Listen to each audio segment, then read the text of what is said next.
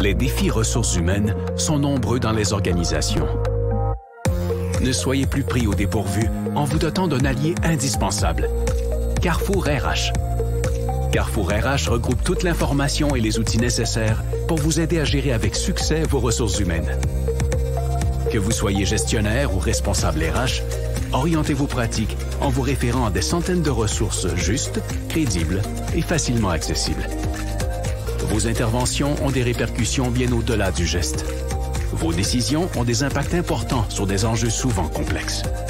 En un clic, assurez-vous de bien comprendre les enjeux, de vous mettre à niveau, de connaître et de respecter les lois et surtout de trouver des solutions concrètes pour gérer efficacement vos ressources humaines. Parce que vous travaillez avec les personnes et pour les personnes, abonnez-vous à Carrefour RH.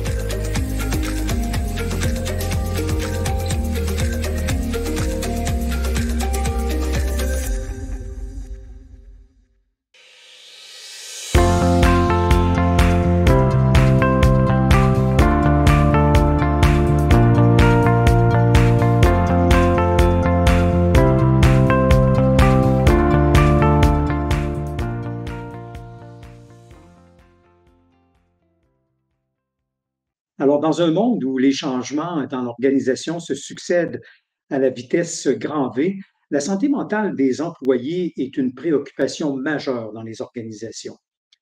La prochaine conférence explorera comment les avancées technologiques telles que l'intelligence artificielle et l'analyse des données peuvent être mises au service de la prévention des risques psychosociaux. Pour cette conférence, accueillons Pierre Ouellet, psychologue organisationnel MBA qui œuvre chez Agenda, Monsieur Thomas Cornet, fondateur de Witifit Cégide, et finalement Marc-André Nataf, président-directeur général chez Cégide Amérique du Nord. Messieurs, à vous la parole.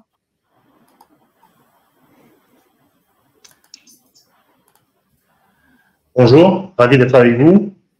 Pierre, peut-être je te laisse introduire. Malheureusement, j'entends rien. Est-ce que vous m'entendez? Oui. OK. Bien, bonjour. Donc, aujourd'hui, on va vous parler d'une méthode qui va nous permettre d'utiliser les données, l'IA et le bien-être au travail. OK. Donc, je vais être avec mes collègues de Cégide, donc Thomas Cornet et Marc-André Nataf. Mon nom est Pierre Ouellet. Je suis psychologue organisationnel chez Agenda. Dans le fond, ce qu'on va regarder, c'est on va vous expliquer un peu qui on est comme entreprise, à la fois Agenda et Cégide. On va regarder un peu comment on peut assurer la cohérence parmi vos solutions IA. On va regarder quels sont les risques psychosociaux de la loi 27, ce qu'elle en dit. Comment on peut travailler, parce que je vais vous parler de mon expérience, un petit syndrome de la page blanche par rapport aux études que j'ai vues dans le passé. On va regarder ce que Cégide Witifit peut faire, justement. Moi, ça a été une découverte et je veux partager cette découverte avec vous. Puis, Thomas et Marc-André vous en feront la présentation. On va regarder c'est quoi justement la science des données derrière tout ça, comment l'IA peut aider à faire les plans d'action. Puis on va regarder de quelle façon on va travailler en partenariat, Agenda et Cégide, pour finalement soutenir nos clients dans la prévention et la gestion des risques psychosociaux. Excusez-moi, j'y arrive. OK. Agenda, qu'est-ce que c'est? Bon, on est une entreprise de 210 humains passionnés, des expertises variées, qui vous accompagnent dans vos transformations à la fois dans la gestion et la prévention des risques psychosociaux, les conseils stratégiques, l'excellence opérationnelle, gestion du changement, leadership et coaching, gestion de compétences, technologies émergentes, développement des talents. Et surtout, ce qui est intéressant, c'est qu'on a cette capacité donc d'intervenir à tous les niveaux quand il s'agit, entre autres, on va le voir plus loin, des risques psychosociaux qui nous permettent donc d'utiliser nos ressources de différents secteurs pour supporter nos clients. De votre côté, Cégide. Alors, nous, Cégide, nous sommes éditeurs de logiciels infonuagiques. Nous éditons des logiciels à destination des professionnels des ressources humaines, comme vous. En fait, notre vision, c'est qu'il faut repenser l'expérience au travail. Donc, à tous les niveaux. Donc, nos logiciels vous accompagnent et vous aident dans ce domaine-là pour vous aider, par exemple, à améliorer l'expérience candidat dans le recrutement ou l'expérience employée dans tout ce qui est autour du développement des compétences, du développement des carrières, de la formation. Donc, tous nos logiciels sont autour de la gestion des talents au sens large, depuis le recrutement jusqu'à la formation et le développement des carrières. Mais tout commence, en fait, par la connaissance profonde des employés et de leur satisfaction au travail et de la détection éventuellement des risques psychosociaux. Voilà pour introduire le sujet dont nous allons parler largement aujourd'hui.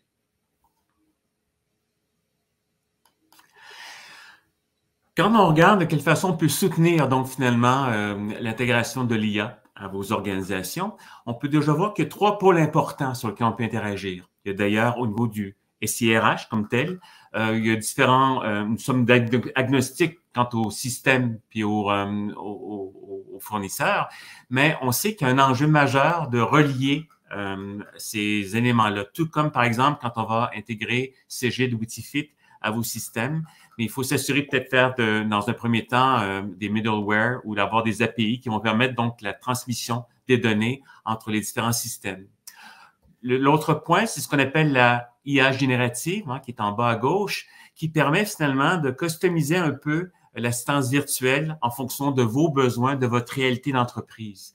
Il est important, quand on intègre des nouveaux systèmes, surtout RH, qu'on puisse avoir des rapports qui sont significatifs.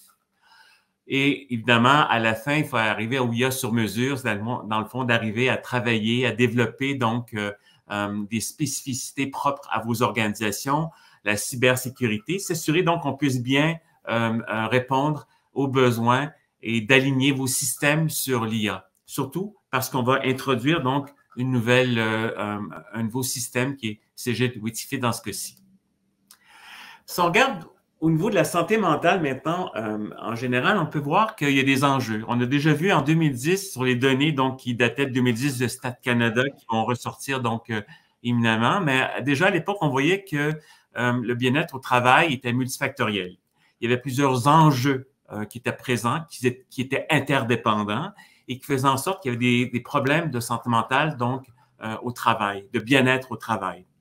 D'un autre côté, on sait que ces problèmes de santé mentale-là comptaient pour 50 milliards, comme je disais, sur les 50 milliards fiscaux, si on peut dire, sur le poids important au Canada. On allait même jusqu'à dire que c'était, près de certains, 6,3 milliards sur le milieu de travail en termes de productivité, en termes de disponibilité de ressources, évidemment.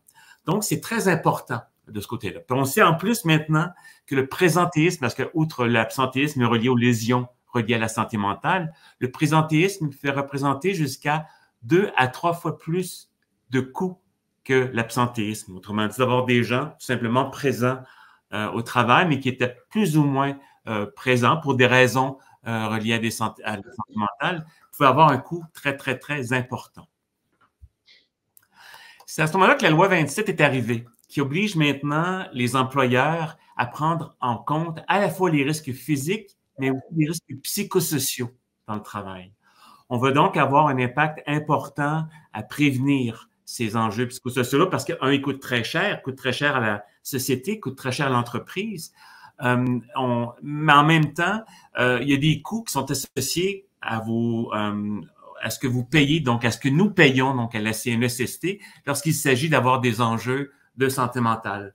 Dans le fond, la loi nous oblige maintenant à prévenir ces besoins-là, d'autant plus que si jamais il y a des enjeux de santé mentale, les indemnités, les coûts d'indemnisation sont donc reportés sur les entreprises, sur chacune des entreprises, au gré donc des personnes qui seront absentes pour des raisons de santé mentale. Donc, il y a un retour sur l'investissement qui est très important, dont Thomas nous entretiendra dans quelques minutes, mais c'est important de savoir que même s'il y a un coût à travailler les risques psychosociaux, à les prévenir, à les identifier, les prévenir, il y a aussi un coût à ne rien faire. En fait, on ne peut pas ne rien faire puisque la CNESST s'attend à ce qu'effectivement, on intervienne comme entreprise à ce niveau.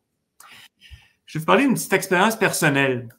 Moi, j'ai travaillé au Canada, en France, en Allemagne, puis en Finlande, pour des grandes entreprises multinationales qui utilisaient donc des fournisseurs, excellents fournisseurs d'ailleurs, qui nous donnaient des données sur la santé de nos travailleurs en termes d'engagement, en termes de santé psychologique, de stress.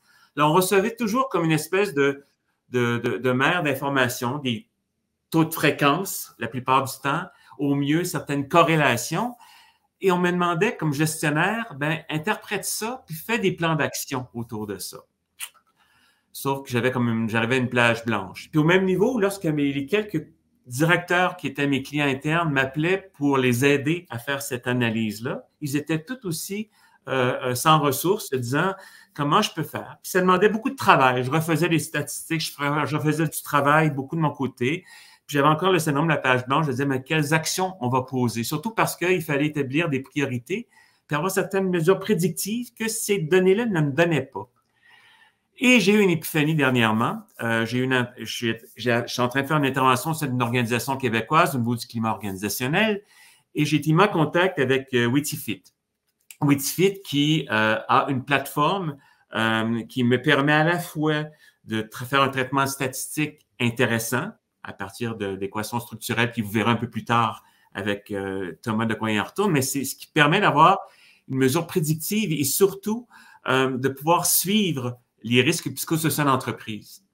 Et en plus, d'avoir accès à une bibliothèque d'actions concrètes qui ont été essayées par d'autres entreprises au sein desquelles CG de Witifit est intervenu.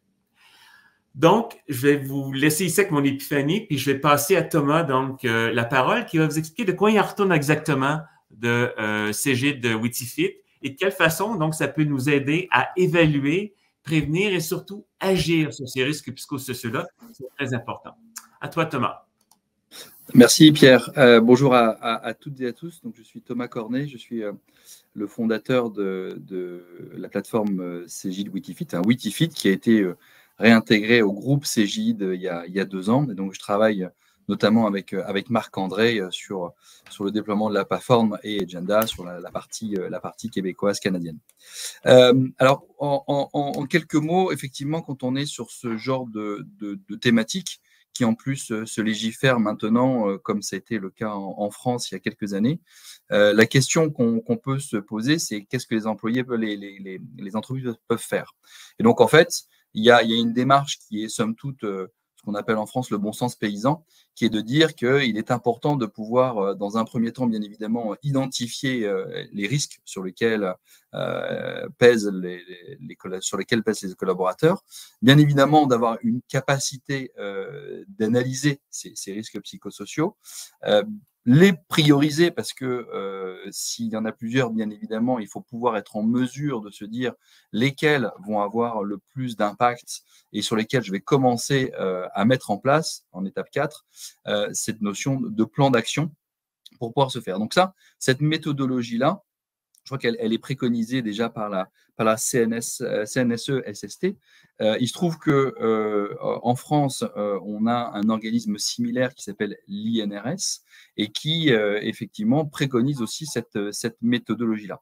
Et donc, au travers de ça, on a monté une plateforme digitale dans le cadre d'un partenariat public-privé avec le CHU de Clermont-Ferrand, avec lequel on a travaillé sur toute une méthodologie, des contenus, des supports, des matériaux, de manière à pouvoir mettre en place cette dynamique et finalement faire en sorte que cette étape que vous voyez là de manière très statique, 1, 2, 3, 4, puisse être mise en place de manière itérative, parce que derrière, une fois qu'on a identifié, analysé, priorisé et mis en place ces actions, eh bien, l'intérêt, c'est de voir qu'est-ce que ça a apporté pour justement impacter un certain nombre de résultats, des résultats au niveau psychologique, mais aussi au niveau efficacité d'entreprise, parce qu'il y a toujours ce sujet-là qui est bien évidemment présent dans tout le monde de l'entreprise.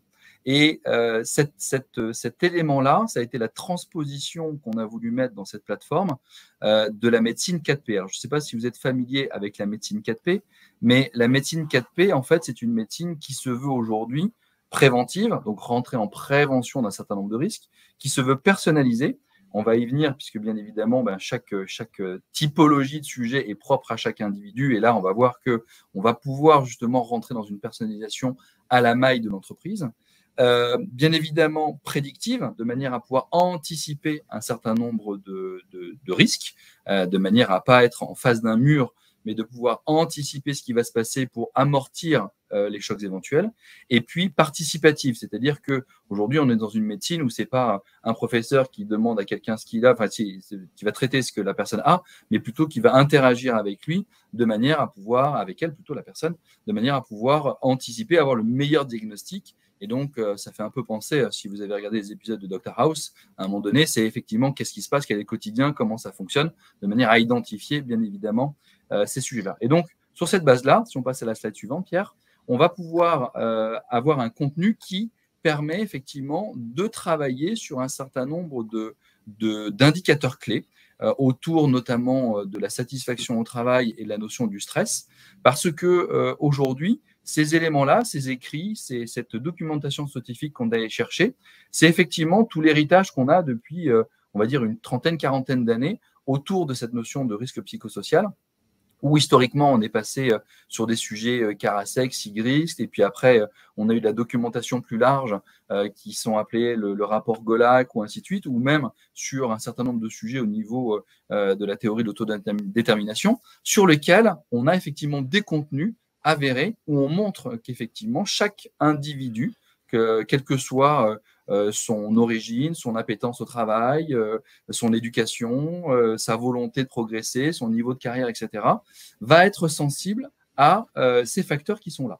Et donc, qui sont représentés aujourd'hui, ils sont au nombre de 8. Et chaque individu va y être sensible. Par contre, il va y être sensible de manière différente. C'est-à-dire que si je devais interroger Pierre, Marc-André ou moi-même sur notre vision de ce qui peut se passer dans une entreprise commune, eh bien, en fonction de qui on est, on va faire apparaître un certain nombre de choses. Et là, c'est là où on va rentrer dans cette notion à la fois de personnalisation, bien évidemment, et de participation, puisque ça va tenir au feedback et au rendu des collaborateurs qui vont pouvoir, des employés, qui vont pouvoir effectivement donner un certain nombre d'éléments. Et toute cette matière-là, on l'a effectivement développée sur la base donc d'études scientifiques qui nous ont permis effectivement de déterminer les choses qui étaient importantes dans le monde de l'entreprise et sur lesquelles on va aussi, ça c'est notre contribution, c'est que depuis qu'on a constitué Witifit, depuis qu'on l'a mis en place dans un certain nombre d'entreprises, historiquement sur le territoire français et puis on l'a étendu sur le territoire international, eh bien, on participe à la rédaction d'articles que l'on publie dans des revues scientifiques de niveau international pour donner un certain nombre de contenus, de façons de faire, pour alimenter cette science molle, parce que c'est une science molle, les sciences humaines, parce que c'est quelque chose qui évolue de manière complètement permanente. Alors, si on passe à la slide d'après, Pierre, on va pouvoir voir que la spécificité qu'on a pu développer aujourd'hui, elle va d'abord se baser sur 3 éléments. Le premier, bien évidemment, c'est la façon de capter la donnée. Parce que quand on va parler aujourd'hui d'information, il faut évidemment la capter, mais effectivement, il faut que cette donnée soit pertinente. Et donc, le champ de la base de données qu'on a constituée, pour éviter justement un maximum de biais, un maximum d'erreurs qu'on pourrait être amené à étudier, il faut pouvoir travailler sur ce champ-là. Et cette méthode de captation qu'on va voir juste après, vous verrez, elle permet effectivement de pouvoir capter une conséquence et d'aller jusqu'aux causalités, bien évidemment, de la génération de cette cause. Le deuxième élément, c'est que au lieu de prendre des questions où on va répondre à 1, 2, 3, 4, 5 ou un peu beaucoup passionnément, etc., on va intégrer une évaluation dans cette notion-là par l'intermédiaire de ce qu'on appelle une EVA, donc une échelle visuelle analogique. C'est tout simplement la fameuse échelle de la douleur. Hein, donc, quand on est enfant et qu'on va à l'hôpital et que le médecin nous demande comment tu as mal, eh bien, on va répondre sur une réglette qui va aller du vert vers le rouge. Et effectivement, un Pierre, un Thomas, un Marc-André, en fonction d'une même chute, vont avoir des ressentis de douleur qui vont être potentiellement différents ou identiques en fonction de qui ils sont. Et puis, bien évidemment, rien ne peut se faire aujourd'hui malgré tout dans le monde de l'entreprise sans respecter un anonymat qui est bien évidemment le plus strict possible. Et toute la méthodologie qu'on a mis en place, qui d'ailleurs est publiée au niveau des revues sur le protocole de recherche qu'on a mis en place, ça va garantir justement cet anonymat pour que la pertinence de l'information et la quantité d'informations que l'on va recueillir soit la plus grande possible. Effectivement, si vous avez confiance dans un système, vous allez pouvoir effectivement vous exprimer beaucoup plus librement de manière à ce que vos vrais sujets puissent en sortir. Alors, cette méthode de captation, on l'a détaillée un petit peu dans la slide qui suit, sur lesquelles on va pouvoir intégrer donc une interrogation à 3 niveaux. Donc, le premier, et ça c'est hyper important, c'est d'avoir un indicateur de tête. Alors, on va l'appeler la satisfaction au travail, on va l'appeler le stress, on va l'appeler l'engagement, mais on peut l'utiliser et on l'a utilisé dans des projets aussi de transformation. Comment j'adhère à un projet de transformation, parce que ça peut être source aussi, bien évidemment, de risques psychosociaux. Et donc là, on va capter un ressenti pur, c'est-à-dire que ce qui est important pour vous et pour l'entreprise, c'est de savoir ce que vous ressentez. Quand vous vous levez le matin, vous n'avez pas fait une grille Excel pour vous dire qu'est-ce qui va bien, qu'est-ce qui ne va pas bien, et finalement comment je suis, est-ce que je suis vert, rouge, orange? Non, vous avez quelque chose à l'intérieur de vous qui est un ressenti, et c'est ça qu'on va chercher à capter. Donc d'où cette EVA. Et puis, on va, une fois qu'on a capté ce ressenti global, on va commencer à l'objectiver par les notions des sous-indicateurs et des thématiques. Et donc là, la satisfaction au travail là, est subdivisée en 6 sous-indicateurs. Pardon?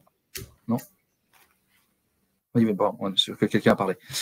C'est donc subdivisé en 6 sous-indicateurs. Et puis, on va avoir chaque sous-indicateur qui va être, cette fois-ci, segmenté en thématiques, puisque, effectivement, quand on va parler de reconnaissance ou quand on va parler d'organisation, ce sont des sujets qui peuvent être quand même assez larges et sur lesquels il faut aller chercher les causalités les plus fines de manière à pouvoir capter ce qui est important pour chacun d'entre nous. Et donc là, on va vraiment rentrer dans cette personnalisation de la captation qui va faire ressortir ensuite ces informations au niveau global. Donc, ces points-là, ils sont à la fois importants pour la nature de l'information qu'on va avoir, mais également, c'est ça qui nous a permis de structurer notre base de données derrière, puisque derrière, sans base de données propre, on ne peut pas l'exploiter et voir si effectivement il y a des patterns, s'il y a des causalités, s'il y a des choses qui peuvent être exploitées par la suite. Et c'est toute cette base de données qu'on a constituée et validée dans le temps, donc sur les 10 dernières années où on a fait ça avec le CHU,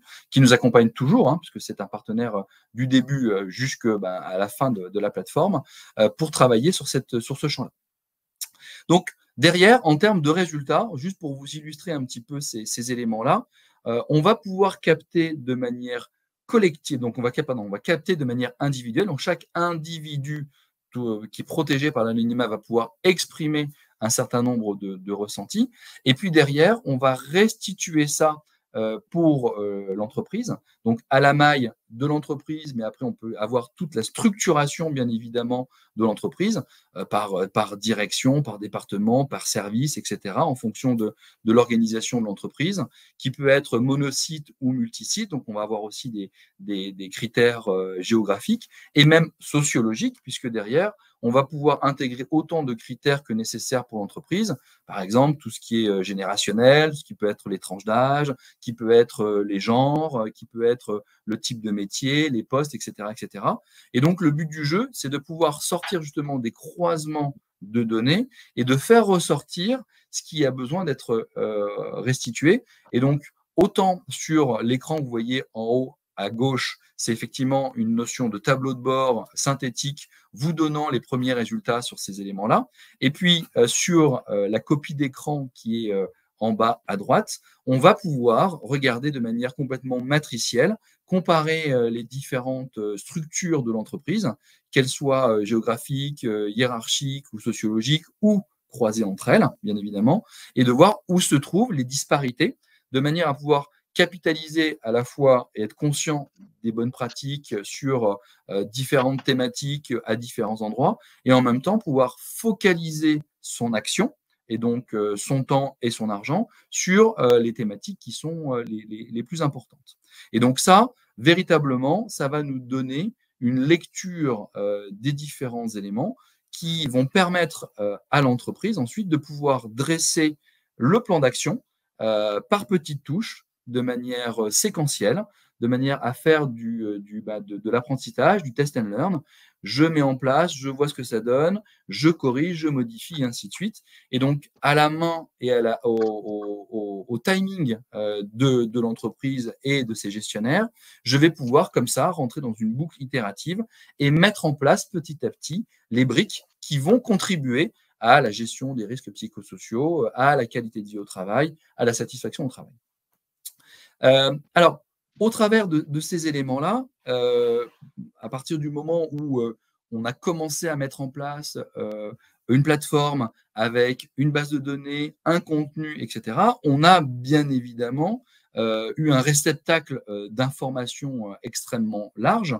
Et les recherches qu'on a pu mener, qui ont été bien évidemment accélérées par l'arrivée de tout ce qui est IA aujourd'hui, nous a permis effectivement de mettre en place de la recherche applicative. Et tout ce qu'on a pu rechercher avec le CHU ou nos doctorants, on a pu effectivement l'intégrer dans Witifit de manière à ce que le plus rapidement possible, on vous donne une information la plus pertinente possible pour mettre en place un certain nombre, effectivement, de plans d'action. Donc, la data, elle n'est pas là par hasard. Elle a été effectivement pensée, elle a été ensuite captée, elle a été ensuite structurée, et elle a été analysée pour vous donner, à vous, entreprise, des résultats qui vont être effectivement propres à vous. Et donc, typiquement, dans ce petit parcours que vous allez pouvoir lire de bas en haut, ce sont les différentes étapes aujourd'hui qu'on a pu mettre en place dans la plateforme pour justement éviter un petit peu le syndrome de la page blanche qu'évoquait Pierre, c'est-à-dire qu'à un moment donné, c'est de donner le plus possible de contenu et faciliter le passage à l'action pour vos gestionnaires. Pierre disait qu'à un moment donné, ce n'est pas évident pour tout le monde d'avoir des résultats sur une population et en même temps de se dire qu'est-ce que je peux faire, sur quoi j'agis, en premier, en dernier et pour quel type de résultat. Et donc, l'IA aujourd'hui nous a permis, et on le verra sur la diapo d'après, mais je vais d'abord vous évoquer ces sujets-là. Voilà, merci Pierre. C'est effectivement cette notion de priorité intelligente où on sera en mesure de travailler sur quoi je peux agir dans un premier temps. Ensuite, on est en train justement de travailler, donc je vous montrerai bien sûr ça après, mais pour vous montrer un peu la logique de tout ce qu'on suit et comment l'IA va nous aider à vous donner toujours plus de contenu pertinent, c'est que quand on est une entreprise plus ou moins importante, on va pouvoir identifier aussi quelles sont les équipes qui ont le plus besoin. C'est-à-dire que dans un collectif, puisque effectivement on restitue l'information de manière collective à la maille de votre organisation, le but du jeu pour vous aussi, c'est d'identifier assez rapidement quelles sont les équipes, ou si ce ne sont pas des équipes structurelles, des équipes éventuellement même sociologiques. Est-ce que ça peut être un regroupement d'un genre dans un métier? Est-ce que ça peut être un regroupement de métiers dans une zone géographique et ainsi de suite? Donc, de vous donner effectivement quelles sont les populations qui sont le plus en attente. Et puis, bien évidemment, comme on va toutes les analyser, on pourra voir celles qui sont les plus en attente et celles qui sont le mieux et de voir justement quelles sont les pratiques qui vous permettront effectivement de pouvoir avoir le meilleur résultat possible. Bien évidemment, derrière, on a commencé à travailler sur la notion, alors non pas de corrélation, mais de régression. Donc, on passe une étape complémentaire là-dessus, c'est-à-dire qu'on ne va pas juste corréler deux chiffres entre eux, on va étudier les régressions qui peuvent y avoir, donc c'est beaucoup plus puissant, de manière à pouvoir anticiper un certain nombre de risques psychosociaux. Et donc, au travers de ça, on a travaillé avec nos clients, mais je vous montrerai aussi, qui ont pu nous donner un certain nombre d'informations de manière à voir comment on était en capacité justement de prédire un certain nombre de risques, et notamment sur un risque que tout le monde peut suivre aujourd'hui, qui est l'absentéisme. Mais j'y reviendrai derrière. Bien évidemment, in fine, c'est d'avoir le plus grand ROI possible. Donc là, on a une slide aussi dédiée. On sait qu'on a plein de coûts de cachés visibles et invisibles sur lesquels on peut intervenir. Et donc là-dessus, on va pouvoir voir comment on peut matérialiser ça, puisque dans la plateforme, à horizon de cette année, on aura même un calculateur qui permettra de vous dire, en fonction de vos métriques, qui peuvent être le salaire moyen, le taux d'absentéisme, le taux de démission, ainsi de suite, d'avoir un calcul qui puisse se faire de manière à pouvoir vous transposer dans qu'est-ce que je pourrais gagner si j'intervenais sur tel ou tel type de sujet. Et puis derrière, en utilisant des moteurs existants aujourd'hui, pour ne pas les nommer GPT, on va pouvoir avoir un travail au niveau de la synthèse des idées, puisque dans la plateforme, on peut demander aux collaborateurs comment ils se sentent, qu'est-ce qu'ils vivent, mais aussi qu'est-ce qu'ils pourraient proposer. Et donc là, on est arrivé à des tests très concluants où, en injectant 3000, 4000, 5000 idées, on pouvait les synthétiser en 4-5 phrases qui étaient extrêmement pertinentes.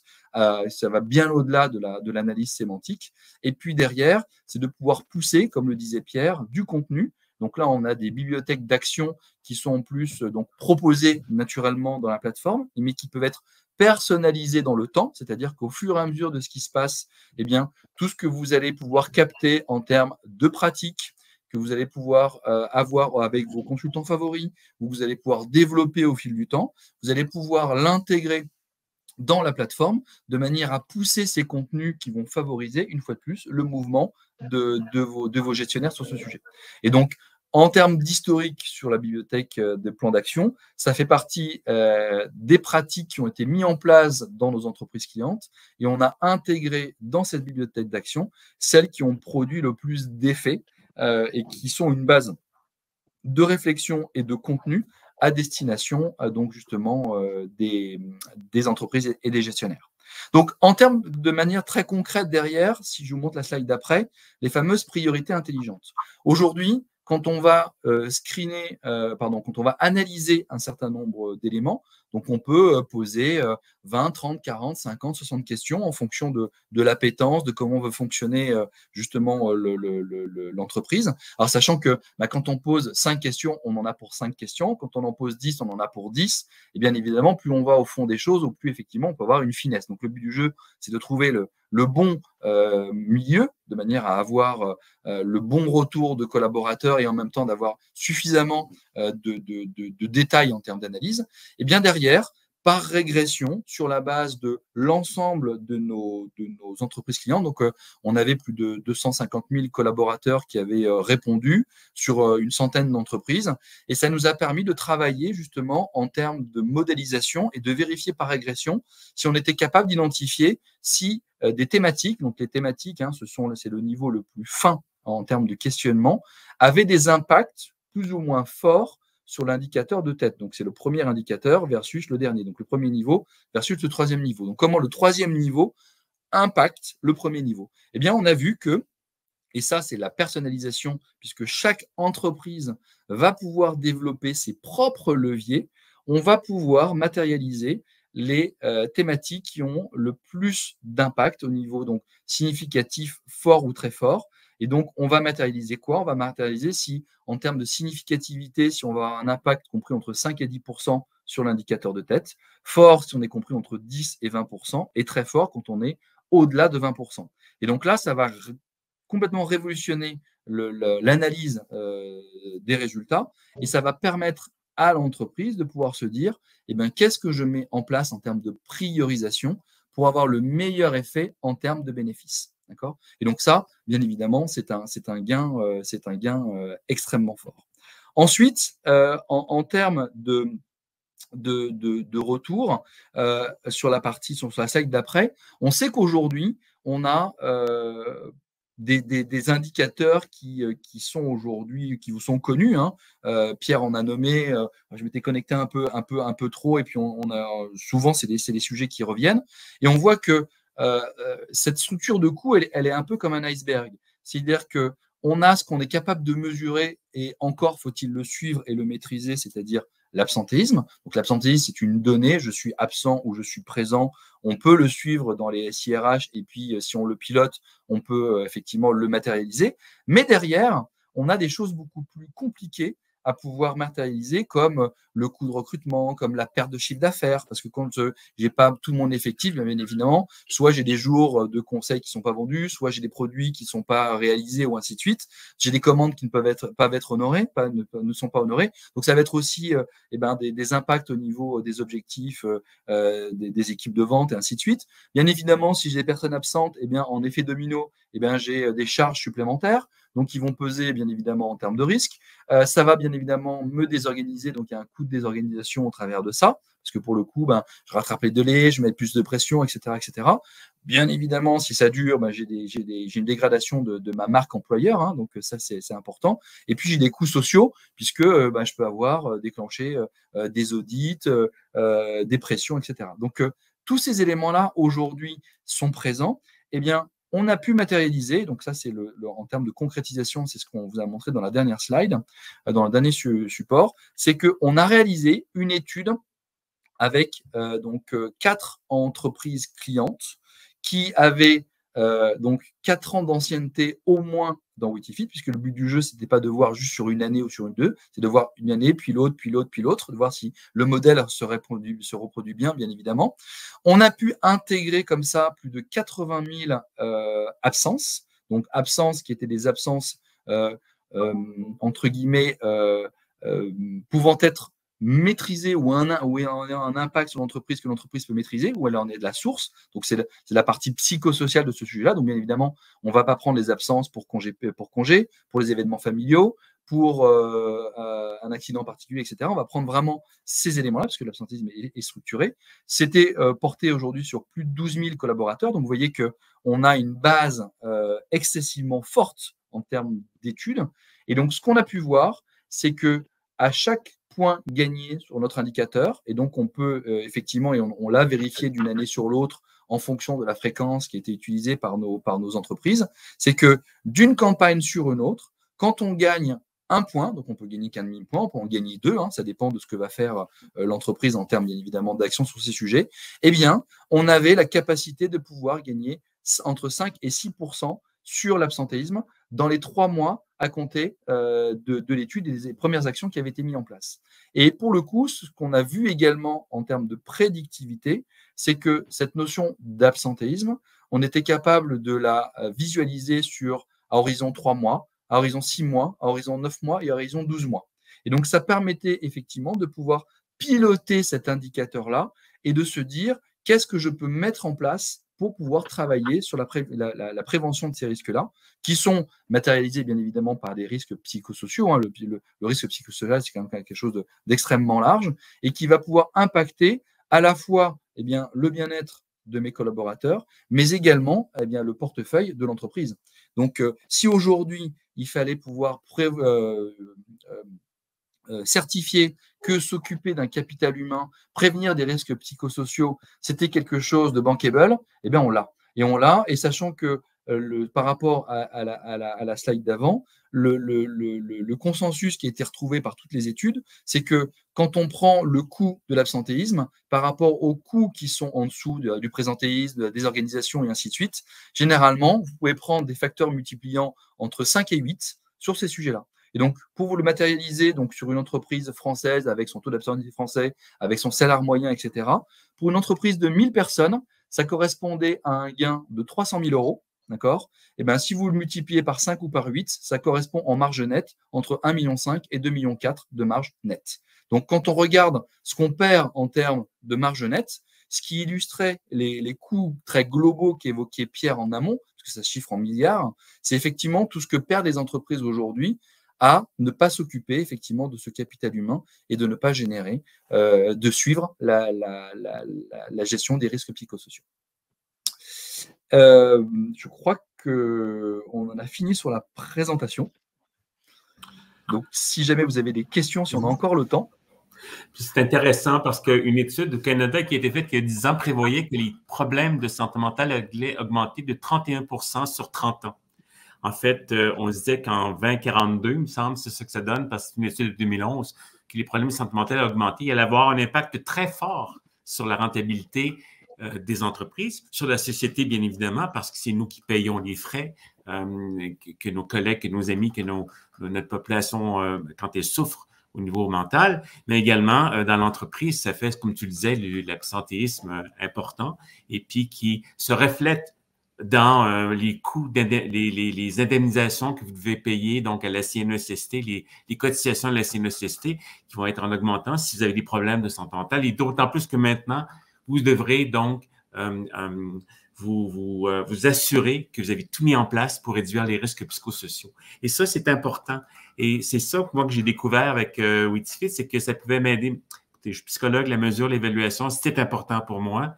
Donc, on me proposait quelque chose qui était sérieux, surtout parce qu'au niveau du traitement statistique, on fait des régressions linéaires, on fait des analyses de variance, on fait des choses qui me permettent de poser des hypothèses beaucoup plus facilement que quand j'avais uniquement des données de fréquence qui étaient données, qui m'est apporté. Donc, c'est ça l'importance pour nous comme praticiens, comme conseillers en DO, comme conseillers en gestion des ressources humaines, auxquels on va faire référence pour nous aider dans le processus, d'avoir des outils qui sont solides et des outils qui surtout nous aident à faire des plans d'action. Ça, c'est magnifique d'avoir accès à cette banque de données qu'on peut enrichir au fur et à mesure, qui est enrichie au fur et à mesure que Cégide augmente sa marge, ou pas sa marge, mais son éventail de clients.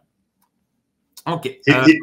Et aussi, si je peux me permettre d'ajouter un point, pour rebondir sur ce que tu disais sur la facilité, je crois qu'il y a un point, je ne sais pas si on l'a suffisamment souligné, donc je me permets de le faire, c'est que l'INSPQ a défini donc 7 facteurs qui décrivent les risques psychosociaux. Et ce qui est intéressant de voir, c'est que dans la plateforme Cégide Witifit, dès l'ouverture de la plateforme, hein, dès l'installation, c'est une installation très simple, c'est justement tous ces facteurs de risques psychosociaux sont nativement construits dans la plateforme. Donc, ce qui vous permet d'être en adéquation avec la loi 27 très simplement, parce que c'est vraiment, il faut que ça soit, que l'outil disparaisse un peu au bénéfice de ce que vous allez en faire derrière. Donc, l'outil, on va le déployer très rapidement, très simplement. Vous allez être en conformité avec la loi très simplement. Et ensuite, vous allez pouvoir traiter vraiment de ce dont Pierre parlait, de l'humain, de comment, justement, on peut avoir une approche plus profonde sur la manière d'accompagner nos talents dans l'entreprise. J'aurais peut-être vous faire un petit commentaire, un petit parallèle par rapport à ce qui existe en France. Mais alors, pour le coup, voilà, c'est un environnement peut-être un petit peu différent. Mais cette notion de légifération de la loi, il existe depuis, allez, on va dire un peu plus d'une dizaine d'années maintenant, presque 15 ans en France. Et puis, vous savez peut-être qu'en France, on est plus latin qu'anglo-saxon. Donc, quand on a une loi, le premier truc auquel on pense, c'est de la contourner plutôt que de la respecter. Donc, en France, on s'est dit, tiens, chouette, on m'impose de faire ça, je vais faire comment, je vais voir comment je peux faire autrement. Donc, il y a eu un peu l'absence de prise en compte de cette notion des risques psychosociaux. Et puis depuis la crise de la Covid, où on s'est aperçu qu'il y avait effectivement énormément d'impact, beaucoup d'entreprises se sont mises en France à plus écouter et à intégrer cette notion de risque psychosocial, donc par la force des choses. Et depuis, elles sont restées dedans. Elles sont restées dedans. Pourquoi ? Parce qu'elles ont vu qu'effectivement, au-delà de cocher la case légale, qui était quelque part, parce que c'est des entreprises françaises, un caillou dans leurs chaussures, mais bon, parce qu'il y avait ce respect-là, il y avait aussi un double gain, un gain social, parce qu'il y avait une expression sociale, un dialogue social et la prise en compte de l'individu qui était éminemment important, y compris dans la notion de recrutement, de captation des talents, etc. C'est un effet indirect très fort. Et le deuxième, c'est qu'il y avait des gains financiers autour de ces points pour gagner effectivement en termes de coûts et de bénéfices financiers sonnants et trébuchants. Donc, c'est quelque chose qui est devenu beaucoup plus ancré et sur lesquels les entreprises françaises sont maintenant attentionnées et vigilantes parce que c'est un gain pour l'un et un gain pour l'autre.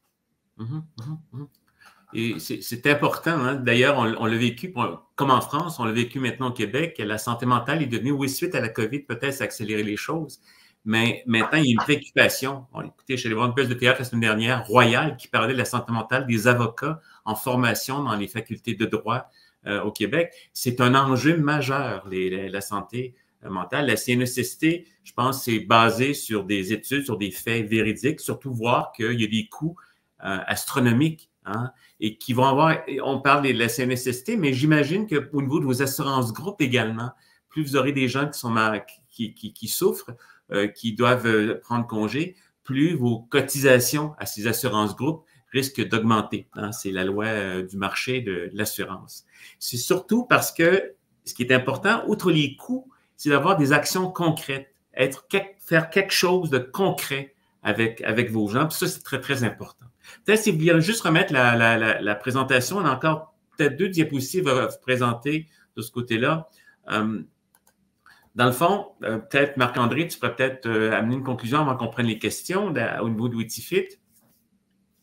En fait, c'est ce que je dessinais là juste avant, c'est que nous, chez Cégide, on met à disposition cette plateforme Cégide Witifit qui permet donc de s'assurer de la, on va dire, de la qualité de vie au travail, hein, et plus précisément de l'identification de l'évolution des facteurs de risque psychosociaux, hein, en concordance avec la loi 27.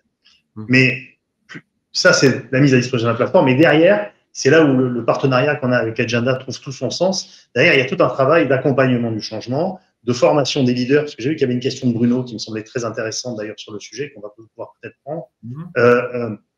Et ça, pour le coup, Agenda est vraiment le partenaire idéal pour nous accompagner là-dessus. Et je vais peut-être te laisser la main, Pierre. Et dans le fond, nous, effectivement, c'est nous profitons, dans le bon sens du terme, de Cégide et de leur plateforme que j'aime beaucoup, qui mes collègues également aiment beaucoup, pour vous permettre d'offrir des services après coup conseils, hein, qui vont être de l'ordre justement du transformation du leadership. Il y a une question sur quelles compétences on doit développer. Il y a des travaux d'Edmondson de l'Université Harvard dont on s'inspire beaucoup sur la sécurité psychologique. De quelle façon on peut créer cette sécurité psychologique en permettant aux gens de faire des erreurs en essayant des nouvelles choses et surtout d'exprimer leurs idées, de donner leur opinion. D'ailleurs, c'est toute l'optique qu'on travaille présentement. On fait de la planification stratégique avec de grandes organisations, de petites organisations, de moyennes organisations, et on le fait sous la forme participative avec les employés ou avec les parties prenantes dès le départ, plutôt que de le faire plus tard quand on a un résultat. On peut reviser la charge de travail. Parfois, il faut faire l'analyse des processus. Nos gens d'analyse de processus peuvent regarder, et on est en train de le faire avec une organisation, un OBNL présentement, de regarder la charge de travail. En faisant une analyse, on s'est aperçu qu'il y avait des choses qui étaient redondantes, des choses qui n'allaient pas très bien, qui ont un impact donc sur le fait qu'il y a des doublons, des choses sont faites en double, et ça fait une charge de travail plus grande sur certaines personnes plutôt que d'autres. Il y a aussi d'adopter donc de nouveaux processus, de faire de la formation également sur la santé mentale et la santé, l'intelligence émotionnelle, sur comment travailler en équipe, comment exprimer ses idées. J'ai fait une série de conférences auprès d'un grand employeur de la construction l'année dernière qui était « Mais comment je demande à mes employés comment ils vont? » C'est aussi bête que ça. Puis les gens, on n'est pas psychologue, je dis « Ben, il ne faut pas être psychologue pour dire à quelqu'un, demander à quelqu'un comment vas-tu? » Et on leur a donné comme des outils très simples pour avancer. Modifier les horaires de travail, évidemment. Puis également, parfois, il y a d'établir des politiques. Je sais que la France a été un peu pionnière de ce côté-là sur la politique pour les réseaux sociaux, hein, qui fait que passé 19 heures, je crois, il n'y a plus on recommande plus d'avoir des accès avec les employés, mais des choses, des politiques comme ça auxquelles il faut penser. Et je sais qu'au Québec aussi, certaines entreprises avec lesquelles on a travaillé ont amené ce même phénomène-là, de travailler donc à faire des politiques qui font en sorte que les gens pensent à ne plus envoyer de Teams ou de courriel à 11 heures le samedi soir, qui donne l'impression parfois aux employés qu'il faut toujours être à l'affût des informations. Alors, on est là, je pense que ce partenariat-là est très important. En tout cas, dans ma pratique, moi, je remercie beaucoup et Thomas et Marc-André de m'avoir aidé à faire ce travail-là, d'avoir accéléré le travail. Écoutez, j'aime beaucoup faire des statistiques. Là. Moi, SPSS, je triple là-dessus, mais je dois avouer que le travail que l'équipe de Thomas a fait pour me faciliter la vie a fait en sorte que j'ai eu moins de fun à faire mes statistiques parce que j'ai eu les résultats un peu plus pondus, si on peut dire, mais ça a facilité beaucoup la vie. Surtout, ça a facilité la vie de mes clients de ce côté-là. Alors, on est ouvert aux questions. Quelle façon fonctionne pour les questions? Est-ce qu'on prend celles qui sont au tableau? Je vous laisse aller, excusez-moi, allez-y. Alors, on y va avec la première question, et c'est une question qui est relative à l'intégration de votre système dans l'organisation. Alors, les gens demandent quels sont les principaux défis ou encore la complexité de l'intégration de votre système dans une organisation. On pourrait regarder dans une organisation qui part de zéro ou dans une organisation qui a déjà mis en place des systèmes qui l'aident à gérer la santé et la sécurité au travail, par exemple. C'est pour moi, alors j'y vais. Ouais. Écoutez, le projet d'intégration en tant que tel, c'est pas un sujet. C'est-à-dire qu'on est aujourd'hui sur des projets qui vont durer entre 15 jours et 1 mois en termes d'élaps de temps. C'est-à-dire que ce n'est pas une charge de travail, c'est un temps de mise en œuvre. Et le but du jeu, c'est effectivement de travailler sur les choix, les paramètres, qu'est-ce que je veux mettre dedans, etc. Bon. L'autre temps, qui est un temps qui est important, c'est de travailler sur le plan de la communication, c'est-à-dire qu'est-ce que je veux faire et pour quelle finalité. C'est hyper important que si une telle démarche se met en place, qu'il y ait un effet miroir et informatif vis-à-vis des employés, vis-à-vis des gestionnaires, vis-à-vis de la direction, de manière à ce que tout le monde sache quel est son rôle, qu'est-ce qu'on attend de lui, qu'est-ce qu'ils veulent faire et pour quel objectif on le fasse. Donc ça c'est un élément important. Le deuxième sujet qui est alors en termes de défis, au-delà de la communication, c'est d'avoir un alignement justement entre la tête et les jambes et qu'il y ait de l'action derrière. C'est-à-dire que capter, analyser, prioriser, c'est un premier tout qui se fait généralement avec la puissance de calcul et dans le cadre d'une captation. En revanche, le sujet le plus important, c'est la mise en mouvement, la mise en action. C'est pour ça que dans la plateforme, depuis maintenant 5 ans, 4 ans, on s'attache véritablement à vous donner le plus d'informations possibles, à la fois pertinentes et en termes de contenu pour vous aider à passer à l'action. Pour mes clients, j'associe véritablement le gestionnaire au petit lapin blanc d'Alice au Pays des Merveilles. Donc, c'est ce petit lapin qui court derrière le temps en permanence et qui n'a jamais le temps de faire des trucs. Et ça renvoie à ce petit dessin qu'on connaît où 2 hommes préhistoriques poussent une charrette avec des roues carrées. Il y en a un qui a un troisième qui lui propose une roue ronde et qui dit non, c'est bon, j'ai pas le temps, j'ai d'autres choses à faire. Bon, et ben c'est exactement ça. Et donc, le défi aujourd'hui, c'est de faciliter ce passage-là.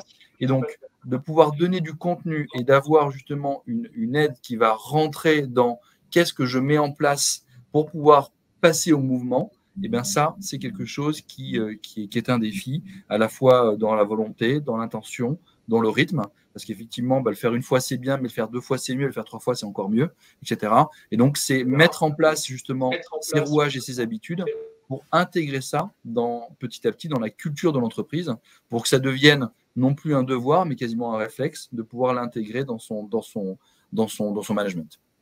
Et j'ajouterai en complémentarité à Thomas, bon, j'ai fait l'étude dernièrement avec la plateforme Witifit, mais j'ai fait des études à d'autres niveaux aussi. Ce que j'ai fait, c'est que j'ai mis sur pied un comité consultatif qui incluait donc des employés, de la direction, parfois le syndicat aussi, qui nous a permis, premièrement, de s'entendre sur la plateforme, comment ça allait fonctionner, mais également sur les questions. Alors moi, ce que j'ai fait, j'ai même fait le choix des questions, des thèmes et des questions avec eux, de façon à ce que les gens sentent bien que c'était important et que c'était quelque chose qui n'était pas piqué d'avance. Donc, c'est une façon, et c'est des principes en développement organisationnel, en gestion des ressources humaines qu'on utilise beaucoup, c'est la participation des principales parties prenantes. Donc, on fait le départ. Puis en plus, on le fait également, ce comité consultatif-là nous a aussi aidé à valider, si on peut dire, les résultats de l'étude, parce qu'on a réinterprété les données ensemble, puis on en a reparlé ensuite au comité de direction de cette organisation de la même façon. Donc, c'est vraiment un processus qui est participatif tout au long, un peu comme la conférencière présentait précédemment, créer cette intelligence collective autour des données, de façon que ce ne soit pas uniquement des données qui arrivent, mais que les gens sentent qu'ils ont eu leur mot à dire et que ce qu'ils ont dit valait la peine. Alors, de retour à vous, monsieur.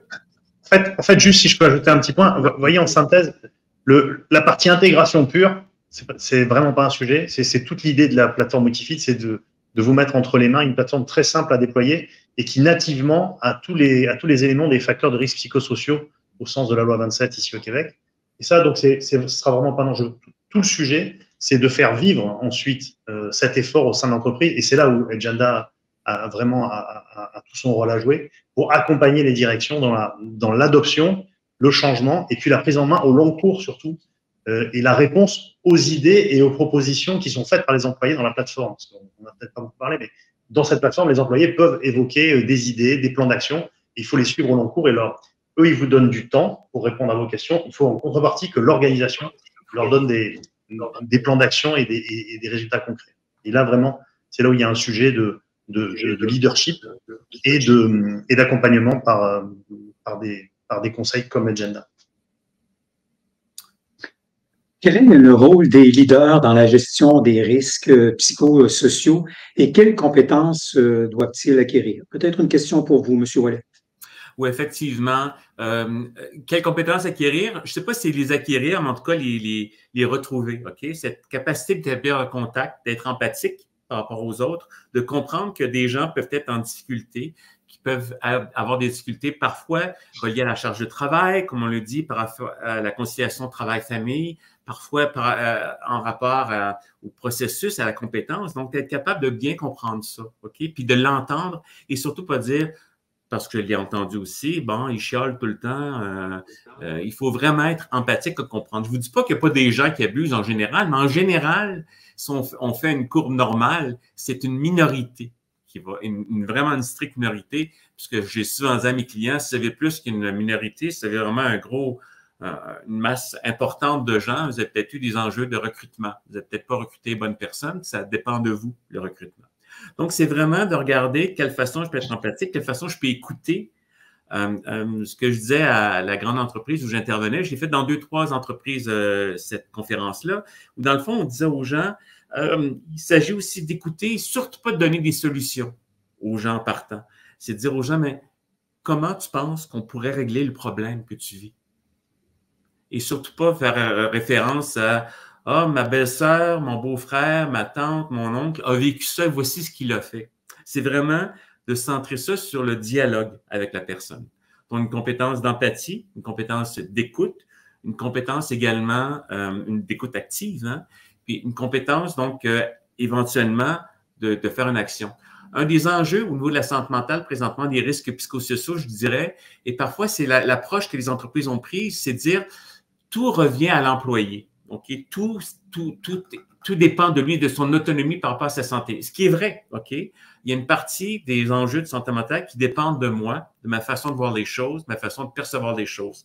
Là-dessus, Sonia Lupien, hein, de l'hôpital Douglas, du Centre de recherche sur le stress, nous a apporté dans ses conférences, dans ses capsules à Radio-Canada, beaucoup d'informations. C'est absolument vrai. Cependant, il faut être au fait que comme gestionnaire, comme leader, on a une action possible sur les conditions de travail, sur ce qui se passe, sur comment les gens travaillent. Conditions de travail, j'entends pas ici les salaires et tout ça, j'entends dire comment tout ça se travaille, comment on peut être fort. Bon, chez Agenda, par exemple, moi, je suis assez vocal parfois, puis je fais des commentaires qui peuvent être, je dirais pas désobligeants, mais qui peuvent être un peu brusques.